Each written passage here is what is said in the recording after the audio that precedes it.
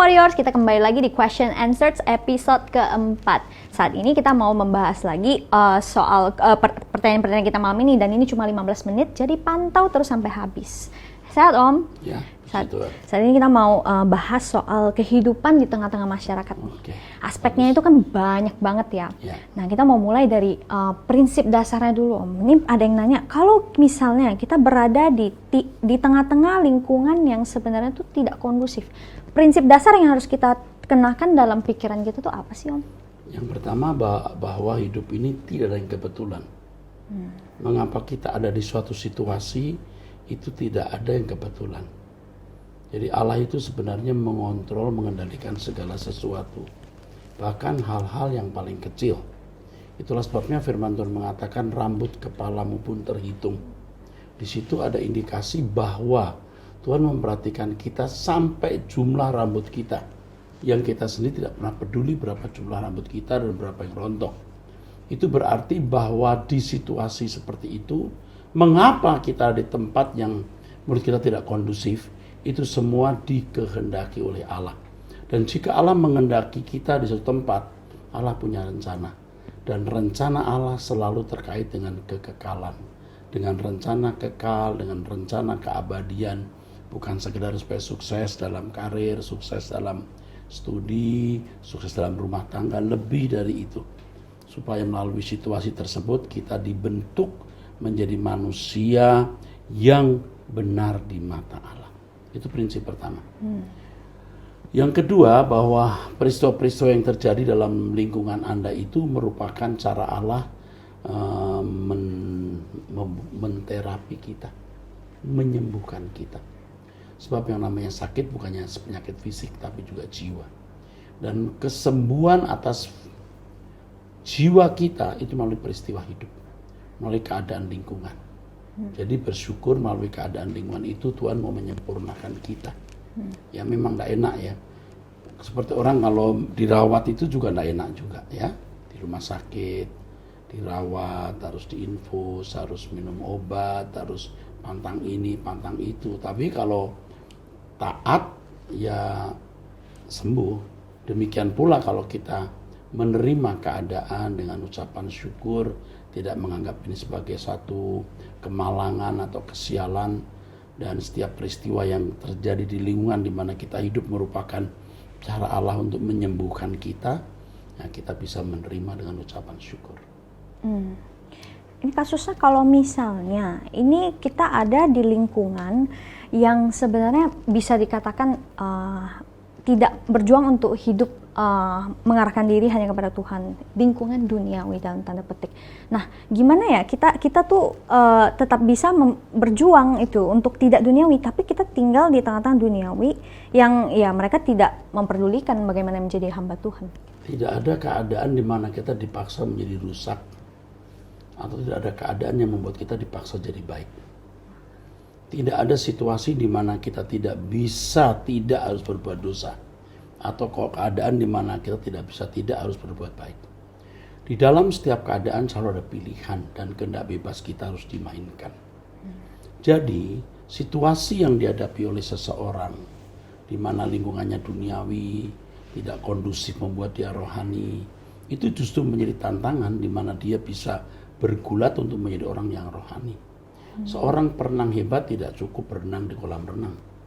Dia harus belajar berenang di laut dengan ombak setinggi 2 meter, baru menjadi perenang yang hebat.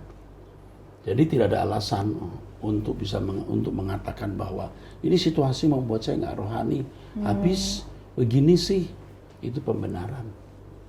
Oke? Berarti bagi kita itu lingkungannya itu nggak kondusif, tapi kondusif untuk pembentukan Allah. Ya, semua bisa dijadikan Tuhan baik, asal kita memang memilih apa yang baik. Tapi juga bisa menjadi buruk kalau kita memilih buruk. Tergantung respon kita. Ya, tergantung respon kita terhadap keadaan tersebut. Ya, kekristenan yang pertama di tengah penderitaan loh, di tengah aniaya. Tapi kekristenan mereka ternyata menjadi kekristenan yang murni, yang excellent, yang unggul di sepanjang sejarah. Ya, lebih dari ketika gereja tidak mengalami aniaya. Malah menjadi contoh ya di masa itu. Malah jadi model. Nah, model idealnya. Itu kasusnya kalau secara keseluruhan. Nah, kita pergi ke kasus-kasus yang lebih spesifik dalam lingkungan pertemanan atau persahabatan. Nah, dalam kasus ini ada beberapa yang temennya ini yang salah bergaul. Jadi mungkin awalnya itu mau berjuang, tetapi pada akhirnya temannya atau sahabatnya ini salah bergaul dan mulai terpengaruhi. Nah, kita sebagai sahabat dan sebagai teman itu sepatutnya seperti apa? Kalau kita sebagai sales, apakah sales promotion girl ya misalnya, di satu pameran mobil, Anda menjual satu merek mobil, Anda mesti bersaing kan? Anda berebut customer kan? Bagaimana you merebut temanmu ini menjadi milik Tuhan? Sama. Bagaimana you mempromosikan Tuhan yang bisa dipilih untuk menghidupkan hidup kekalmu atau memilih setan yang membinasakanmu. Membinasakan orang itu maksudnya. Jadi kita harus berani menjadi sales yang baik, yang menawarkan pola hidup yang lebih menguntungkan. Harus berani, dan tentu hidup kita ini yang menjadi kesaksian, hidup kita menjadi promosi untuk keselamatan itu. Kita harus merebut dia. Harus merebut dia. Nah, kampanyekan Tuhan, kampanyekan Injil, kampanyekan kebenaran lewat hidupmu. Dia salah gaul, dia bisa direbut dunia. Makanya kita harus merebut orang-orang itu atau teman-teman kita dari kekuasaan kuasa gelap. Jadi kita harus jadi SPG-SPG-nya Tuhan. Ya, betul. Oke. Ini kalau contoh spesifik, perihal pergi ke ibadah, ngajak ke kegiatan gereja, komunitas. Kalau sekarang ibadah online, itu kalau diajak itu selalu banyak alasan. Nah, itu gimana? Mungkin nggak perlu diajak dulu. Kalau dia diajak ke gereja, di gereja malah suasananya membuat dia jenuh, boring, dia malah tidak pernah jadi ke gereja. Atau kita ikut acara online, lalu menjenuhkan, atau karena khotbahnya tidak sanggup dia tangkap, apalagi khotbahnya Om Eras, mungkin makin dia tidak ngerti atau tidak mau tahu, lalu malah reluctant gitu. Lebih baik dia harus pendekatan secara pribadi sampai dia menemukan pertemanan yang indah. Engkau menjadi pelabuhan bagi dia. Dikit-dikit gimana ya saya, dikit-dikit telepon kamu, tolong aku ya. Itu jadi pertemanan dulu. Dia tidak bisa mencintai Tuhan, tapi dia bisa mencintai, mengasihi orang yang mencintai Tuhan dulu. Udah kan ikut mencintai Tuhan. Oh ya. Jadi nyalesnya itu nggak cuman kasih produknya. Enggak, produknya itu juga bukan cuman hidupnya ibadah, itu hidupnya itu produknya. Iya, ini model dari kehidupan orang yang dijamah Tuhan. Oke. Ini kasusnya kalau misalnya berarti kan awal-awal kita akan hidup dulu bareng, mengasihi dia dan lain sebagainya. Tapi kalau ada kasus di mana itu sekelompok itu asik sendiri gitu, terus membahas hal-hal yang nggak penting, nggak ada isinya. Lalu dia ini di tengah-tengahnya dan sebenarnya dia jadi bingung, apakah aku salah kalau misalnya ini di lingkungan kuliah. Jadi jarang ngobrol gitu, jadi nggak bergaul gitu. Maksudnya nggak bergaul siapa? Jadi misalnya mereka membahas hal-hal yang nggak penting, saya jadi lebih banyak diam. Itulah kelas warrior. Kalau kelas tidak warrior, dia menghadapi situasi itu ya keok saja, udah langsung give up. Tapi kalau kelas warrior ini kelas untuk bisa mengubah lingkungannya dalam jumlah besar, dalam kondisi yang akut, bagaimana dia mampu. Itu kelas warrior. Justru kita di tengah-tengah teman-teman yang pembicaraannya nggak ada isinya, duniawi, Tuhan akan memimpin kita bagaimana menjadi terang dan garam di tengah-tengah mereka. Tapi saya ingatkan, jangan memaksa ya. Kalaupun mereka akhirnya tidak diselamatkan, ya udah, selamat jalan. Tapi kita harus maksimal mengusahakan mereka bisa menjadi orang percaya yang benar. Makanya kita harus punya tegangan yang tinggi. Tegangan yang tinggi. Kalau kita punya strumanya 15 watt, 20 watt, kita nggak akan bisa mengguncang mereka. Kita punya 1000 watt. Kalau terang itu 1000 watt itu terang sekali. Makanya warrior itu harus punya kualifikasi yang dahsyat untuk bisa merubah orang. Tegangan itu keseluruhan hidup. Iya, tegangan ini tergantung dari kesucian hidup. Hubungannya dengan integritas Tuhan. Untuk mengarahkan diri ke kerajaan surga gitu. Oke. Kalau berarti kita harus sampai di titik di mana kita cukup cerdas untuk tahu kapan kita Tuhan akan Masuk beri dan- pimpinan iya, di luar kemampuan kita. Ini kan kamu memberikan saya kasus yang tidak jelas sebenarnya. iya. Kelompoknya di mana, orang-orangnya umur seperti berapa, apa. ekonominya, tingkat sosial ekonominya, pendidikan, nggak jelas. Tetapi Tuhan akan pasti kasih bimbingan dan tuntunan. Oke.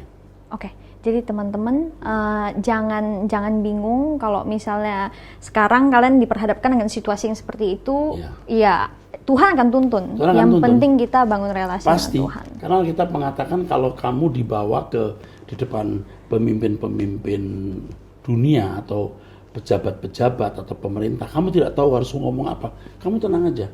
Tuhan akan taruh perkataan di mulutmu. Ini sama dengan situasi itu. Ya. Dan seringkali hal ini saya pakai untuk kehidupan saya sebagai pembicara. Saya percaya nanti di mimbar Tuhan akan taruh perkataannya. Gitu. Oke, kasus terakhir Om. Iya. Kalau misalnya dia bergaul di tengah-tengah teman-teman yang bukan Kristen, beda agama, misalnya dia berada di perguruan tinggi negeri, sampai dia bekerja pun di tengah lingkungan seperti itu. Nah, bagaimana kita bisa dibilang stabil, dan kayak kadang mereka juga mengatakan, kamu tidak takut Tuhan, kamu tidak mengenal Tuhan yang benar seperti kita dan lain sebagainya. Itu bagaimana kita tetap bisa? Nggak mungkin mereka akan berkata, kamu nggak mengenal Tuhan yang benar. Dari kelakuan kita, kita Kelihatan. langsung menempeleng mereka. Kalau sampai orang berkata begitu, kita nggak beres hidup kita. Jadi sebenarnya kalau mau berkompetisi itu lewat perilaku, lewat kesantunan, lewat manner, lewat akhlak. Jangan membawa diri pada perdebatan-perdebatan doktrin. Oh ya. Kita harus memiliki kebesaran jiwa untuk memberi ruangan orang percaya pada apa yang diyakini. Dan itu harus tulus. Kalau kau beragama lain, ya aku menghargai keyakinanmu. Tulus. Dan ketulusan kita menerima orang mempercaya apa yang diyakini itu akan menjadi keteduhan. Keteduhan bagi orang itu, dia kan nyaman. Tapi begitu kamu sudah menyebut Yesus, menyebut Tuhan, Elohim, dan lain-lain, itu sudah menimbulkan resistensi. Harus dihindari itu. No, saya juga hidup di tengah-tengah masyarakat yang beragama lain, famili, keluarga yang beragama lain. Saya pendeta, itu kan lebih resisten, belum ketemu, belum bicara, kenal saya pendeta juga sudah mengerikan. Tetapi kalau saya sudah mulai bicara, ketemu Assalamualaikum, mulai bicara dengan bahasa umum, oh ternyata pendeta bisa Assalamualaikum ya. Oh iya, itu juga bahasanya orang Kristen di Arab waktu itu. Kenapa tidak berani kita gunakan? Kita harus berani untuk menerima orang dengan keadaannya yang beda dengan kita. Kita harus sepakat kita ini berbeda. Itu kebesaran jiwa loh. Maka doktrin kita harus benar. Jangan merasa bahwa hanya orang Kristen yang bisa masuk surga. Orang Kristen itu bukan hanya masuk surga, dimuliakan bersama Yesus. Itu penting. Sedangkan orang-orang beragama lain yang tidak pernah mendengar Injil atau mendengar Injil yang salah, kalau mereka berbuat baik, mereka bisa masuk dunia akan datang. Nah, bedanya apa bedanya? Bedanya kita anak-anak Allah yang dimuliakan bersama Yesus. Harus memiliki kesucian yang lebih dari manusia pada umumnya. We must be like our Father. Ya, harus spotless, tidak bercacat, tidak bercela. Oh, itu kalau hidup kita menjadi cerminan yang bagus, tidak mungkin mereka memblim kita. Tidak mungkin orang sebaya ini agamanya salah. Tidak mungkin orang sebaya ini Tuhannya keliru. Buat mereka mengakui itu. Jangan didoktrin. Paham nggak maksudnya? Itu cukup mengerti. Bagus, saya senang. Di tengah-tengah masyarakat beragama lain itu saya senang. Oh, asik. Karena kita justru bisa lebih membuktikan siapa Allah yang benar itu. Bukan dari perdebatan teologi, dari perilaku, dari perbuatan kita. Dan itu memang efektif sekali sebagai sarana bersaksi. Di tengah keluarga, di tengah teman-teman kita. Perbuatan, bukan perkataan. Oke, berarti ingat teman-teman, kalau kita jadi SPG nih, jangan bawa penjelasan-penjelasan literal dari pikiran, tetapi perbuatan mengalir dari hati yang tulus, yang bisa dirasakan, di-feel oleh orang itu disentuh. Itu dia. Oke, siap. Cukup untuk episode ini. Oke. Kita ketemu di episode selanjutnya. Bye.